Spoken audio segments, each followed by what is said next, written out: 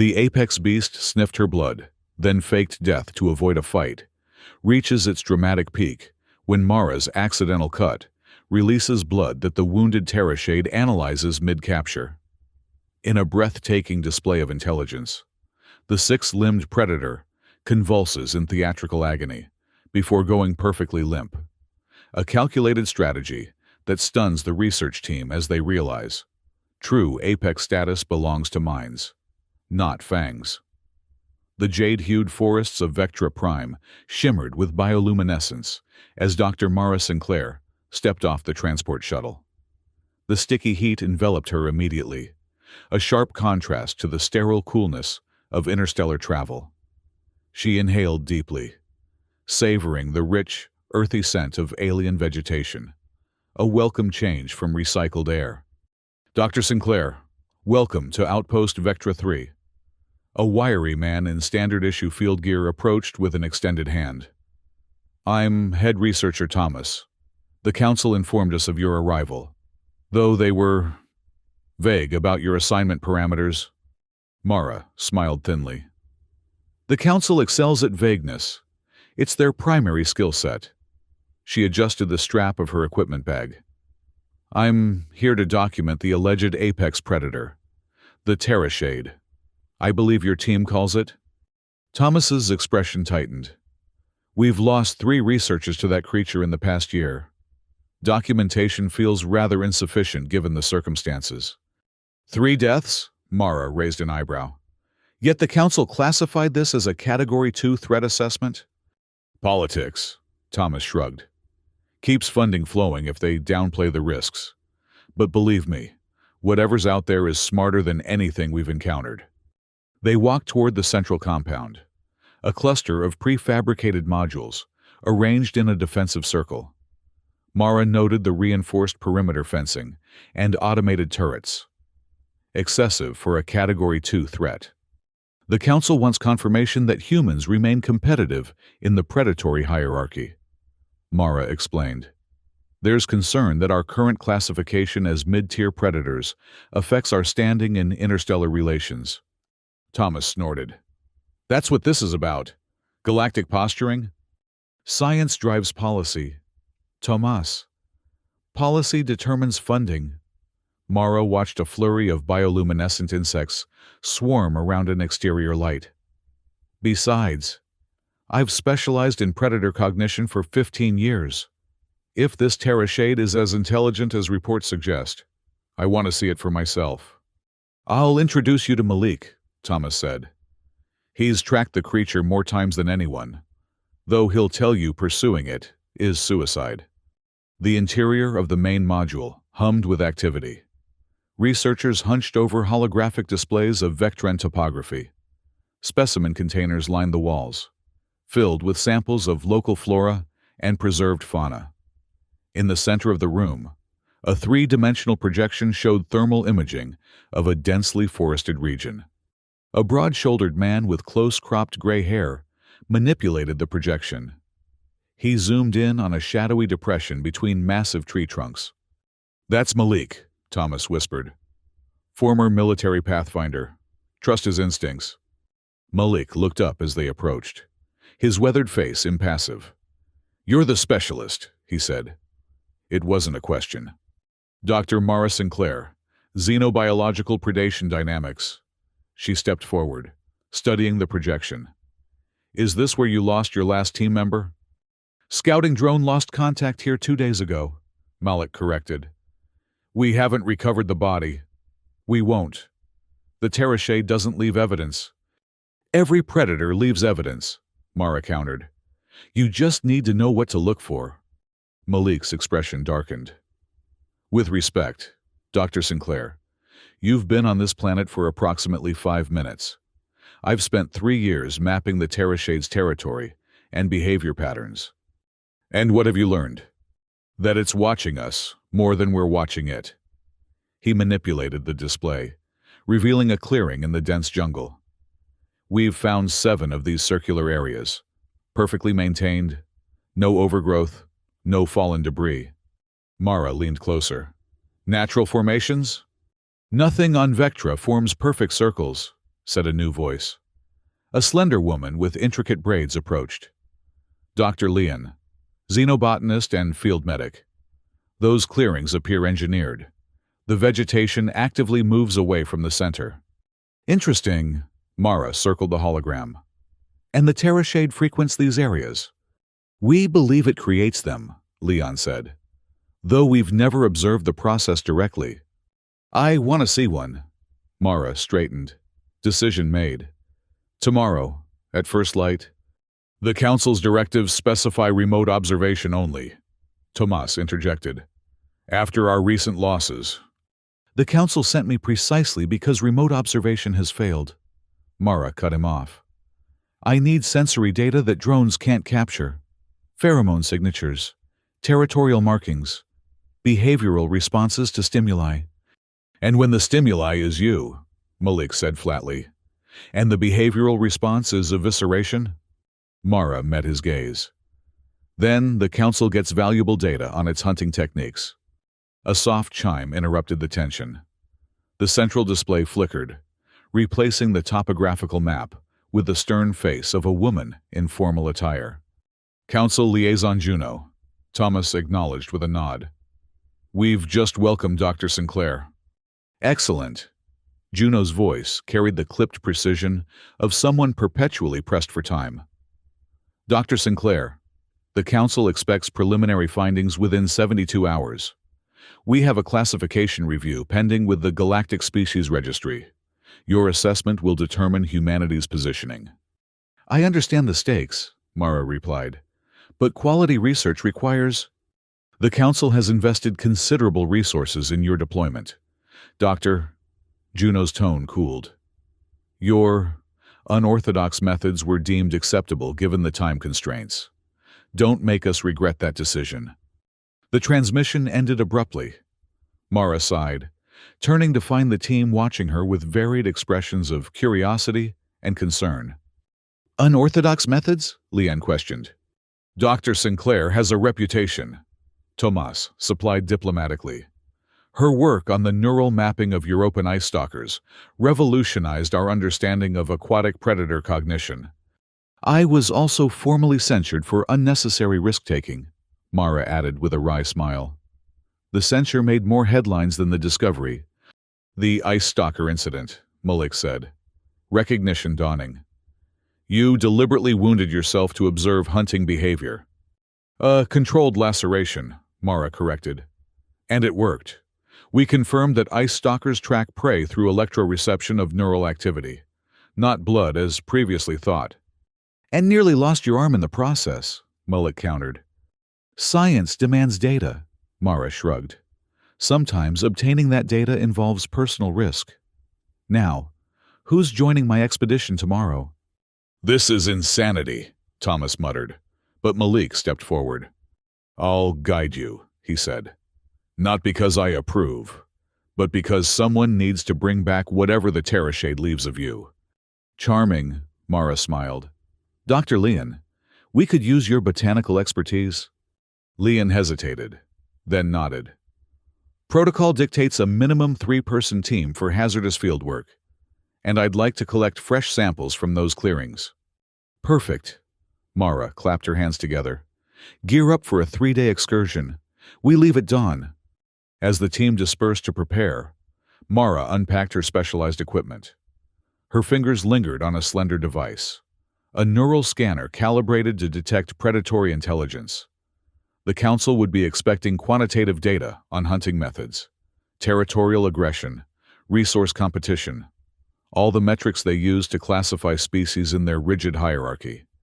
But Mara suspected something more complex lurked in Vectra's forests. Not just another apex predator, but potentially a cognitive rival, a creature whose survival strategy might challenge humanity's assumptions about their place in the galactic order. Either way, she intended to find out. Dawn broke over Vectra Prime in ripples of emerald and gold. The forest canopy, dense with broad-leafed vegetation, filtered the binary star's light into dappled patterns that shifted with the morning breeze. Mara adjusted her pack, double-checking her equipment while Malik performed a final diagnostic on the portable sensor array. Movement trackers, thermal imaging, pheromone detectors, he listed. Though if previous expeditions are any indication, half of these will malfunction once we're deep enough in Terrashade territory. Electromagnetic interference? Mara asked. Unexplained. Malik closed the equipment case. Just another mystery in a growing collection. Dr. Leon approached, her own pack laden with collection containers and botanical tools. The transport drone completed its sweep. Our path is clear for the first 5 kilometers. Then, we're on our own. Perfect.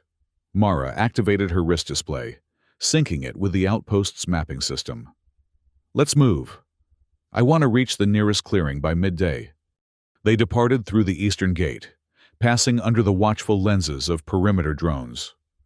The research compound quickly disappeared behind them as they entered the dense jungle.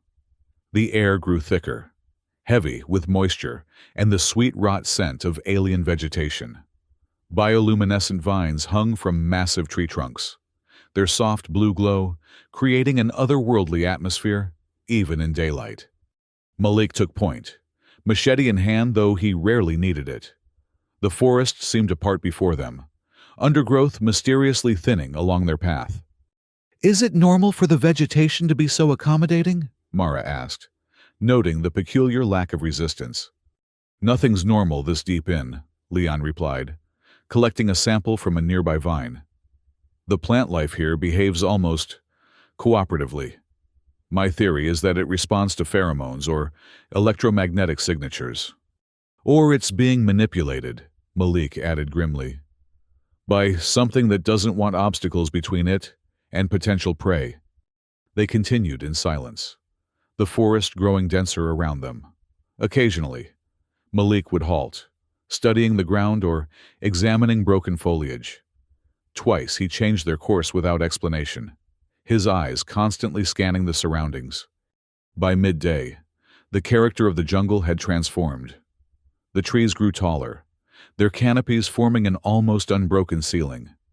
The undergrowth thinned further, and bioluminescent organisms became more prevalent, casting an eerie blue-green glow that made the forest floor appear submerged. We're approaching the periphery of its territory, Malik announced.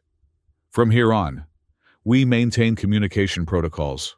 No unnecessary noise, no separated movements. Mara nodded, activating her sensory equipment. The readings immediately showed anomalies, elevated oxygen levels, unusual electromagnetic fluctuations, and trace elements not present in other parts of the forest. The air composition changes here, she noted. Higher oxygen, lower carbon, almost like terraforming, Leon finished, examining her own readings. The entire ecosystem has been subtly altered, deliberately. By the Terrashade? Mara asked. Or by whatever created the Terrashade, Malik suggested. This planet feels engineered, the more time you spend on it. They pressed forward, the forest opening gradually into what appeared to be a natural pathway. The ground beneath their feet transitioned from soft loam to a firmer surface composed of interlocking root systems. Nature doesn't form perfectly straight paths, Mara observed. Nor perfect circles, Leon whispered, pointing ahead. The pathway opened into a circular clearing, approximately 50 meters in diameter. Unlike the dense forest surrounding it, the clearing contained only low-growing moss and small, luminescent fungi arranged in concentric patterns. The trees at the perimeter bent outward, their trunks curved as if actively avoiding encroachment. One of the circles, Mara breathed, stepping forward cautiously. Stop, Malik commanded. Drone recon first. He deployed a palm-sized surveillance drone, which hovered briefly before zipping into the clearing. Its multiple cameras captured real-time imagery, relayed to their wrist displays. No obvious threats, Leon observed as the drone completed its circuit. Biological readings show only plant life and microorganisms. That doesn't mean it's safe, Malik warned. The terrashade doesn't register on standard biosensors. It's how it ambushed our previous teams. Fascinating. Mara studied the data. Adaptive camouflage beyond our detection capabilities? Or something more complex? Whatever it is, I advise against entering the clearing. Malik recalled the drone. We should set up observation equipment at the perimeter and... A sudden burst of static interrupted him as the drone's signal scrambled. The small device dropped, hitting the moss with a soft thud. Electromagnetic pulse, Mara said, checking her instruments. Localized, directional. Something just targeted our technology specifically. We're being watched, Malik hissed, drawing his pulse rifle. Standard defensive formation, back to back. They formed a tight triangle, scanning the forest edge. The silence deepened, broken only by the soft buzz of Vectran insects and the distant call of avian creatures. There, Leon whispered, pointing to a shadow moving between trees. Malik raised his weapon, but Mara placed a restraining hand on his arm. Wait, let's see what it does. The shadow resolved into a humanoid figure, a member of their research team wearing standard field gear. He staggered toward them, face obscured by the low light.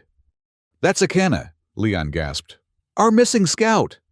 Impossible, Malik growled. He disappeared 2 days ago. No one survives that long in terrashade territory. The figure stumbled into the clearing's edge, then collapsed. Dark liquid, unmistakably blood, pooled beneath him. Medic kit, Leon said urgently, moving forward. Stop! Malik grabbed her arm. That's not Akane. Even as he spoke, the figure's outline blurred, its features melting and reforming. The blood, however, remained, glistening crimson against the pale moss. Some kind of projection, Mara wondered aloud. Or a lure. The figure vanished, leaving only the blood. Then, impossibly, a single droplet rose from the pool, floating upward against gravity. It hovered, rotating slowly, before dissipating into mist. What the hell? Malik breathed. It's analyzing the blood, Mara said. Excitement building. Chemical composition, genetic markers. This isn't hunting behavior, it's research. Or it's playing with its food, Malik countered. We're leaving, now. No, Mara stepped forward decisively. This is exactly what I came to document. Intelligence beyond instinctive predation. Before Malik could stop her, Mara entered the clearing. The moss yielded beneath her boots, soft and springy. The air felt different here, charged, somehow, with an energy that made the hairs on her arms stand on end. Mara! Leon called, using her first name in alarm. The ground, look! The moss where Mara stood began to shift. Patterns forming around her boots, concentric circles spreading outward, mirroring ripples in water. It's responding to my presence, Mara observed, fascinated. Some kind of pressure or thermal sensitivity. Or it's marking your position for whatever's watching, Malik warned, reluctantly following her into the clearing. Weapon ready. Leon joined them, her scientific curiosity overcoming caution. She crouched, examining the moss. These patterns aren't random. They're forming mathematical sequences, Fibonacci spirals, designed to look natural while being precisely engineered, Mara agreed. This entire clearing is an observation area, a laboratory. With us as the specimens, Malik muttered. Mara moved to the center of the clearing, where the patterns converged. She activated her neural scanner, sweeping the perimeter. The readings spiked, complex brainwave patterns emanating from all directions at once. Distributed consciousness, she breathed. The intelligence isn't centralized in a single organism. It's networked throughout the ecosystem. That's impossible, Leon argued. Even the most advanced hive minds require individual nodes. Not impossible, Mara countered. Just beyond our current understanding. This place, this entire planet, it's been engineered as a testing ground for cognitive evolution. A sudden rustle from the forest's edge silenced their debate. The undergrowth parted as something large moved toward the clearing. Malik raised his weapon, but Mara gestured for restraint. "Don't shoot unless attacked," she ordered. "We need to observe its natural behavior." "Its natural behavior is killing researchers," Malik hissed. "Only those who threatened it," Mara replied. "This is first contact with a new form of intelligence. Let's not begin with violence." The forest fell silent. Then, slowly, vines and branches parted to reveal nothing, emptiness that somehow moved with purpose. A shimmer in the air, a distortion of light and shadow that advanced into the clearing. "Adaptive camouflage," Leon whispered. "Perfect chromatic manipulation." "More than camouflage," Mara corrected, watching the scanner's readings spike. "It's bending light around itself." The distortion paused at the clearing's edge, seemingly studying them. Mara held her breath, resisting the urge to retreat as Malik and Leon flanked her protectively.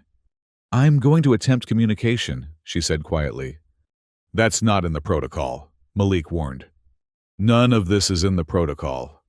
Mara stepped forward, hands open in a universal gesture of non-aggression. "We mean no harm," she said clearly. "We're researchers, like you." The distortion rippled, then began to coalesce.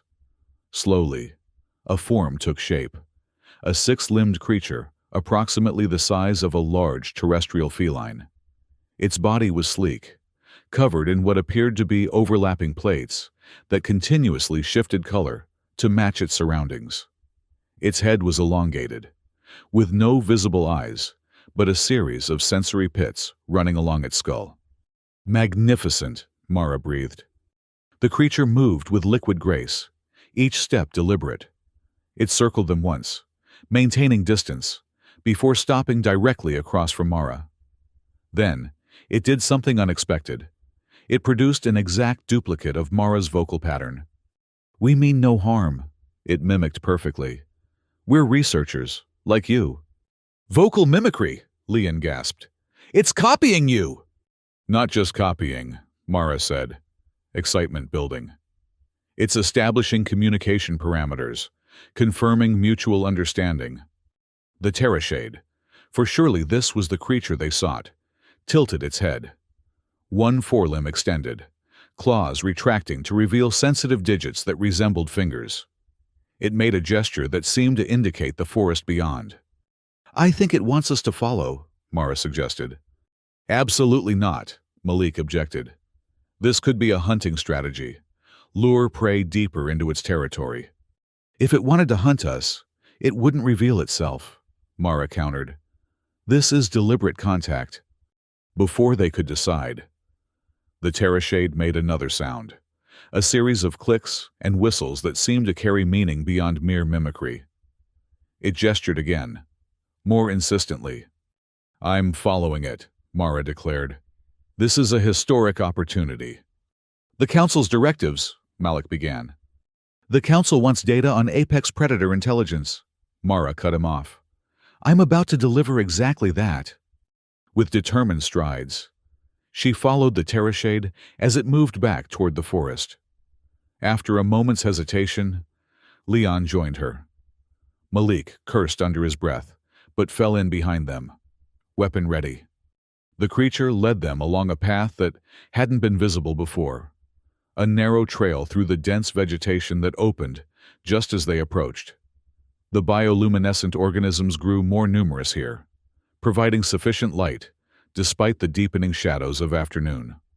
"The flora responds to its presence," Leon observed. "It's symbiotic with the ecosystem." "Or controlling it," Malik suggested grimly. They traveled for nearly an hour, the forest growing stranger with each kilometer. Vines moved of their own accord, forming bridges across ravines. Massive flowers opened as they passed, releasing spores that drifted in patterns too regular to be natural. Finally, they emerged into another clearing, larger than the first, and dominated by a structure that defied explanation. What appeared to be a living building rose from the forest floor, composed of interwoven trees and crystalline formations that pulsed with inner light. Some kind of habitat, Leon wondered. A research facility, Mara corrected, studying her readings. The electromagnetic signatures are consistent with data processing. This is a biological computer. The Terrashade paused, turning to face them. Its body shifted, becoming more visible as the adaptive camouflage receded. In full view, the creature was even more impressive. Muscular, yet graceful, with limbs that could function as both arms and legs depending on its posture. It made another series of sounds, then pointed to a section of the structure where an opening had formed. "It wants us inside," Mara said. "That's a hard no," Malik stated firmly. "We observe from here, document what we can, then retreat before nightfall." "I didn't cross interstellar space to stand at the threshold of discovery," Mara replied. "I'm going in." "Dr. Sinclair," Malik's voice hardened. "As security lead, I am invoking emergency protocol. We are withdrawing to a safe distance." "You can withdraw," Mara said. "I'm staying." The tension between them built, neither willing to back down. The Terrashade watched this exchange with apparent interest, its head tilting between them, as if following the conflict. Suddenly, Leon gasped. "Something's happening to the structure." The living building was changing, portions of it becoming transparent to reveal complex machinery within. Technology, unlike anything in human development. Holographic displays flickered to life, showing what appeared to be biological scans of the three humans. "It's studying us," Mara realized, "analyzing our physiological responses to conflict." "And if it decides we're a threat?" Malik demanded. "Then we'll have valuable data on its defensive behaviors," Mara replied. She turned to the Terrashade. "We accept your invitation." The creature made a sound that might have been approval. It led them toward the opening, which widened as they approached. Malik placed a hand on Mara's shoulder. "Final warning, Doctor. I'm responsible for your safety. And I'm responsible for advancing human knowledge," she countered. "Sometimes that requires calculated risk." Before the argument could escalate, the ground beneath them trembled. A low rumble built from deep within the forest, followed by a cracking sound from overhead. They looked up to see the canopy parting as a massive shape descended. A drone, but not of human design. "Orbital security!" Malik shouted, recognizing the configuration. "Council enforcement!" The drone emitted a piercing tone. A voice echoed across the clearing. "Research Team Vectra 3, you have violated containment protocols. Stand down and prepare for extraction." The Terrashade reacted instantly. Its form blurred as camouflage engaged. But before it could disappear completely, the drone fired, a pulse of energy that struck the ground near the creature. Not a killing shot, but a warning. Council Liaison Juno must have been monitoring our communications. Leon realized. "They've tracked our position." "We need to explain," Mara said urgently. "The Terrashade isn't hostile, it's trying to communicate." The drone descended further, training weapons on the partially visible creature. "Unidentified xenobiological entity. Remain in position for containment." The Terrashade made a sound, not mimicry this time, but a complex vocalization that carried unmistakable emotion. Fear, anger. It backed toward its structure, limbs shifting to a defensive posture. "Stop!" Mara shouted at the drone. "You're provoking it!" In the confusion, she moved between the drone and the Terrashade, arms outstretched. "This creature is sentient! Stand down!" The drone paused, its targeting systems recalibrating to avoid the human obstacle. In that moment of hesitation, the Terrashade lunged, not at Mara, but at the drone. Its form fully visible now. It leaped with extraordinary power, claws extended toward the hovering machine. "No!" Mara cried, realizing what would happen. The drone's defense systems engaged automatically. A concentrated energy pulse hit the Terrashade mid-leap, sending it crashing back to the ground. It lay motionless, its adaptive skin flickering between camouflage and visibility. "Cease fire!" Malik ordered, using his command authorization. "Target neutralized!" The drone hovered. Weapons still trained on the fallen creature. "Stand clear for specimen retrieval," the mechanical voice instructed. Mara ignored the command, rushing to the Terrashade's side. Its body was intact. The pulse had been set to stun, not kill, but it lay unnaturally still. "Vital signs?" she asked Leon, who had followed with her medical scanner. Leon frowned at the readings. "I can't get a clear signal. Its biology is too different. But there's neural activity. It's alive." "Backup is inbound," Malik reported, listening to his comm unit. "Full retrieval team with containment equipment. ETA 15 minutes. "We can't let them take it," Mara decided. "Not like this. Not as a specimen." "We don't have a choice," Malik replied. "Council jurisdiction overrides field discretion. Besides, the creature is incapacitated." Mara knelt beside the Terrashade, studying its form. The sensory pits along its skull pulsed faintly with bioluminescence. One limb twitched, then was still. "It's injured because of me," she said quietly. "Because I pushed too hard, too fast." "You couldn't have known the council was monitoring so closely," Leon consoled her. Mara shook her head. "I should have been more cautious. Establish trust before leading others to its home." As she spoke, her hand inadvertently brushed against a sharp protrusion on the forest floor, a crystalline formation hidden in the moss. The edge sliced her palm, drawing blood. Mara winced, pulling back. "Let me see that," Leon said, reaching for her medkit. "It's just a scratch," Mara replied, but froze as she noticed the Terrashade's reaction. Though seemingly unconscious, a tremor ran through the creature as Mara's blood dripped onto the moss. The nearest droplet rose, just as they had seen earlier, hovering in the air before the Terrashade's sensory pits. "It's analyzing my blood," Mara whispered, even while stunned. The blood droplet dissipated into mist. The Terrashade remained motionless for several seconds longer. Then, with startling suddenness, it convulsed violently. Its limbs contracted, its body arched in apparent agony. A high-pitched keening emerged from somewhere within its form. "What's happening?" Malik demanded, raising his weapon. "Some kind of seizure," Leon suggested, scanner in hand. "Or an allergic reaction to human blood?" "No," Mara said slowly, realization dawning. "It's putting on a show." The Terrashade's convulsions intensified. Foam appeared at what might have been its mouth. Its coloration shifted rapidly, through patterns of distress recognizable across species. Warning reds, sickly yellows. Then, with a final shudder, it went completely limp, all signs of life apparently extinguished.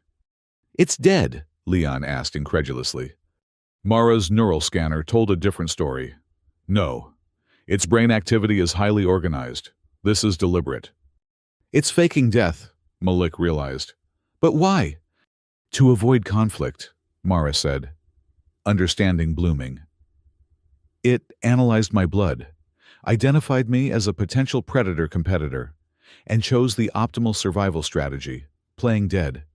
"That's impossible," Malik argued. "Death feigning is a primitive defense mechanism. This creature has advanced technology, adaptive camouflage, apparent control over its environment. Why resort to playing possum?" "Because it's the most efficient solution," Mara explained. "Excitement building." It recognized human intervention was imminent. Fighting would be costly, potentially fatal. Escape might be interpreted as aggression, triggering pursuit. But appearing to die from contact with human blood? That satisfies our scientific curiosity, while removing any threat perception. "You're saying it's manipulating us," Leon said. "Deliberately managing our response."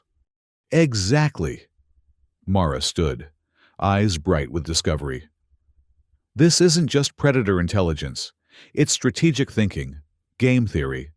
The Terrashade recognized our research parameters and is providing exactly the data it believes will end our incursion with minimal conflict." The drone overhead shifted position. Containment team approaching. Maintain position around the specimen. Malik made a decision. Dr. Leon, prepare a tissue sample and basic scans. Dr. Sinclair, document everything. We're taking minimal specimens and withdrawing. But the council wants, Leon began. The council wants confirmation of predator hierarchies. Malik cut her off. We can provide that without capturing a sentient being. Mara nodded gratefully. Quick scans, then we leave it in peace. They worked efficiently, collecting neural readings, tissue samples, and environmental data. Throughout the procedure, the Terrashade maintained its death pose flawlessly, though Mara's instruments confirmed ongoing brain activity, consistent with alert consciousness. As the Council retrieval team's transport became audible in the distance, they finished their work and stepped back. We should go, Malik urged.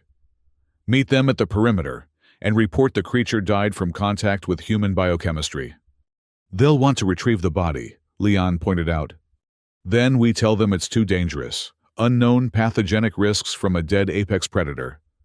Malik was already backing away. We have samples. That should satisfy protocol. Mara lingered a moment longer, studying the Terrashade's perfect death performance. Thank you, she whispered to the supposedly dead creature. We'll make sure they understand.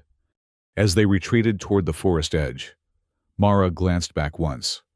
For just an instant, she thought she saw one sensory pit flicker with bioluminescence.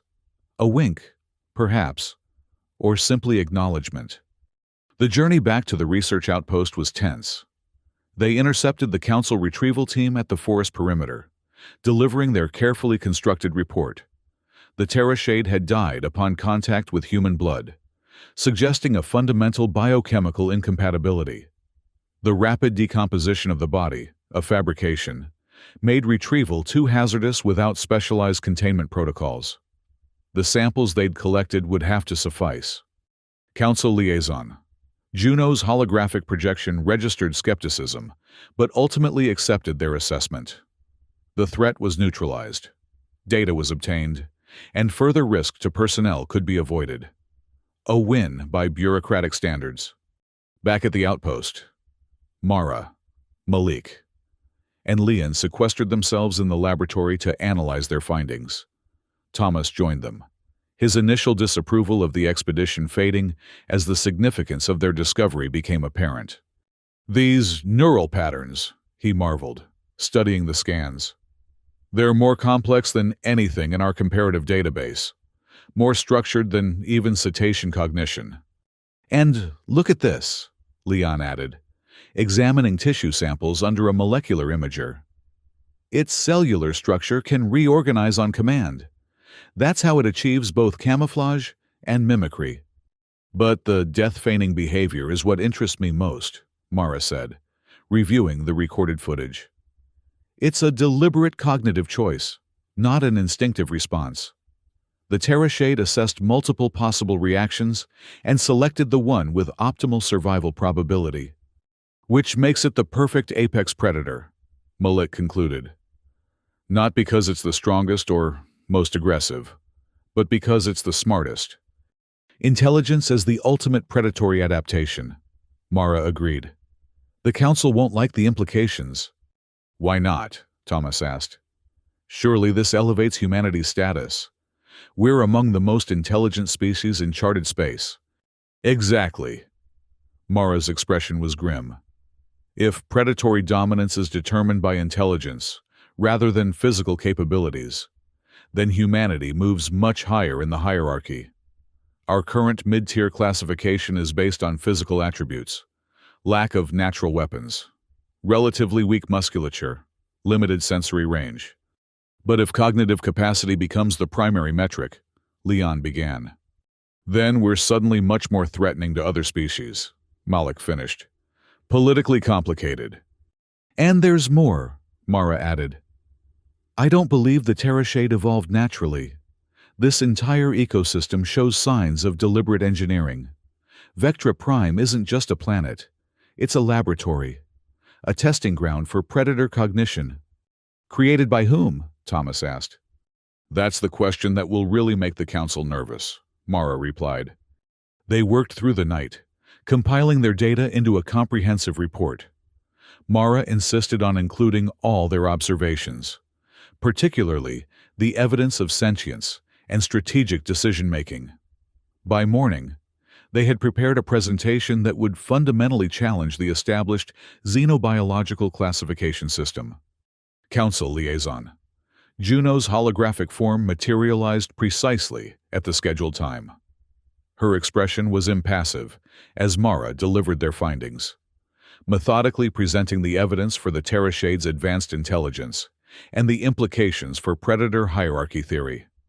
Your conclusion, then, Juno summarized when Mara finished, is that true apex status is determined not by physical dominance, but by cognitive adaptation.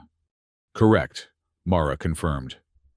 The Terrashade's death-feigning behavior demonstrates a level of strategic thinking previously unrecognized in non-human predators. It assessed the threat, calculated probabilities, and selected a non-confrontational solution that ensured its survival while satisfying our research objectives. Fascinating. Juno's tone remained neutral. And the implications for human classification? Humanity should be reclassified as upper-tier predators, Mara stated firmly. Our cognitive capabilities, particularly our strategic planning and technological innovation, represent apex adaptations by this new metric. The Council will need to consider the broader implications, Juno replied, particularly the suggestion that Vectra Prime may be an engineered ecosystem. If true, the existence of entities capable of such planetary-scale bioengineering raises concerns. Science advances through discovery, not fear, Mara countered. We should establish ongoing observation of the Terrashade, with strict, non-interference protocols. There's so much we could learn. Perhaps. Juno's expression softened slightly. Your findings are compelling, Dr. Sinclair. The Council will review them in detail. For now, the research outpost will maintain current operations, but with enhanced monitoring of Terrashade territory. The transmission ended, leaving the team in thoughtful silence. Well, Thomas asked eventually, what happens now? Now we wait, Mara replied. The Council moves slowly, especially when paradigms are shifting. They'll classify everything, Malik predicted. Bury the implications under layers of security protocols. Maybe, Mara conceded. But the data exists now. The truth about predator intelligence is documented. That's a start. In the days that followed, Mara continued analyzing the samples they'd collected. Each new test confirmed her theories about the Terrashade's remarkable adaptability and intelligence. The creature's cellular structure could reorganize, not just for camouflage, but for specialized functions, sensing, communication, even data processing at a biological level. Most fascinating were the neural scans. The Terrashade's brain activity during its death performance showed precise control over autonomic functions, heart rate, respiration, even cellular metabolism. It hadn't just played dead. It had temporarily induced a state nearly indistinguishable from actual death. 1 week after their expedition, Mara received a private communication from the Council. Her findings had been reviewed and accepted, with significant implications for xenobiological theory. Humanity's classification would indeed be elevated, though the full details remained classified pending diplomatic considerations. More importantly, the Council was establishing a new research initiative focused on cognitive predation theory, with Mara appointed as lead scientist. The Terrashade would be studied through remote observation only, its territory designated as a protected zone. That evening, Mara stood at the perimeter fence, gazing toward the distant forest where the Terrashade dwelled. In her hand, she held a small, holographic projector, displaying the creature's remarkable death performance. You won, Malik said, joining her. Change the Council's entire approach with one expedition. Not just me, Mara corrected. The Terrashade won too. It gets to remain undisturbed, studied only from a respectful distance. You think it planned that outcome? I think it understood us better than we understood it, Mara replied. It recognized that humans value data above all else. By giving us exactly what we needed, proof of advanced cognition, it ensured its own freedom. The perfect strategy, Malik acknowledged. No teeth, no claws, no actual conflict required. The mark of a true apex predator, Mara smiled, deactivating the hologram. Intelligence always finds a way to survive. In the forest beyond, hidden among the bioluminescent shadows, something watched the human outpost with patient interest.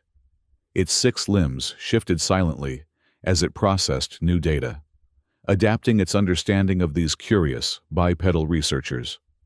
Their blood had told a complex story of a species that had evolved not through physical dominance, but through cognitive adaptation. A species that, like the terrashade itself, had been shaped by forces beyond mere natural selection. Perhaps, it mused, they were not so different after all.